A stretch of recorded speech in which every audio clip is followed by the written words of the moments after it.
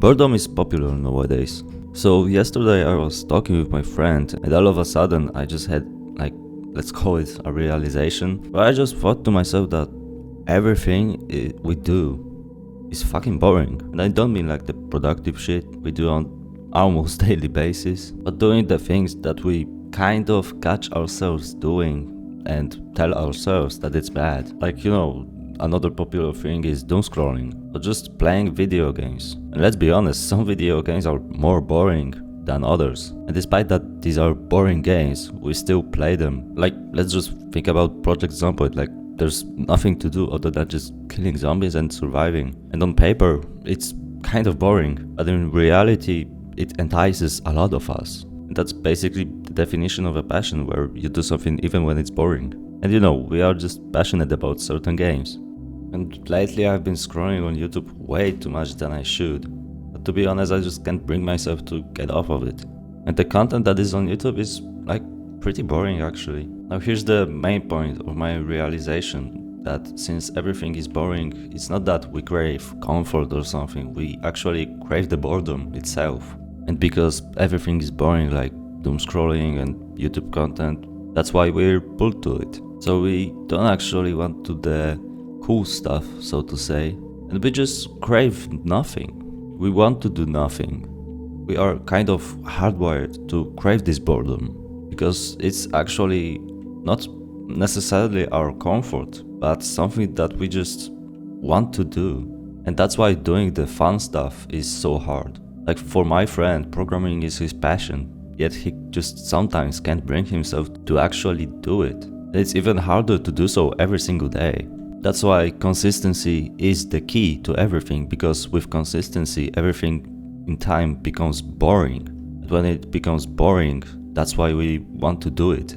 That you can combine the fun stuff that you want to do with the boring stuff. And it kind of makes the progress much faster. I drink milk every single day. But sometimes, some days, I just don't want to do it. Not necessarily I don't want to drink at all, but sometimes I just leave the house. But the goal is to drink the entire thing, like 1 liter. And it's just drinking milk, there's nothing fancy in that. And before you say some shit like, oh, milk is not actually good for you, here in Poland we have actual cow's milk. And guess what? It's actually cheaper than processed milk or whatever it's called. So sometimes I just buy a bar of chocolate, and guess what? Before I even finish this chocolate, I drink the entire thing. And another great example is actually with doom scrolling, where if you combine 30 minutes of scrolling with 10 minutes of studying, then guess what? After 3 hours you've studied for an hour. And maybe it wasn't a great session, but you still know something. And you can lie to yourself that you actually studied something. If you incorporate the scrolling with your work, then after a long day you actually done something. And probably with time you will scroll less and less. So actually our vices can become the tools that we use to get the job done. And it works almost the same with everything. I can't tell you every single example, you kind of have to figure it out on your own. But if you're going to the gym and you might have a bad session, or you just don't want to even be there, if you discover a new artist, the gym session becomes a jamming session instead of this fucked up mindset oh, I'm in the gym despite I didn't want to, I'm the alpha. There was one time in college where some guy told me you either like it or you don't. It's not that you do it because you don't want to but have to. It's if you like it, you don't even have to force yourself to do it. It's not that if you don't like it, then don't do it, but you can make yourself like it. If you keep discovering new artists, new music, then you would want to go to the gym. But now combining the two things makes things exciting. And because we crave boring, we actually kind of want to be bored. So I think that the next step is that it just with time becomes boring anyway. But by the time it happens, you probably just unlock the consistency. But I think it's the worst with doom scrolling, because on the back of our heads we kind of know that we want our life to be exciting. And on social media everything is curated, so there's really nothing that is boring. I mean, it is made to not be boring. I saw my friend in college scrolling and all of his Instagram reels, it was called, I think, are all about like skydiving or like driving quads across the fucking Sahara Desert.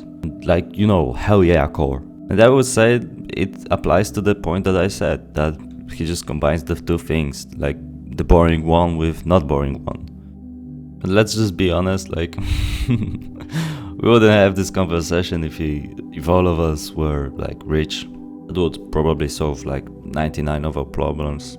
But we're not, so we're kind of stuck here, thinking and overthinking actually about what to do in this life when we don't have the money. That's basically why I listen to music when I work, and listen to music like a lot on daily basis. Because I just know that my life is kind of boring, and to go through it I have to stimulate myself. And maybe the truth is that I started scrolling because it got too boring, so I craved a different flavor of boredom. So yeah, to sum it all up, it's all about making your life exciting and combining the exciting stuff that is actually boring with the boring stuff that is actually exciting. Just flipping the entire fucking script. And you know, it's not something that I preach the truth. You watched to the end of the video, I appreciate it. And I actually made this video to give you some food for your thought.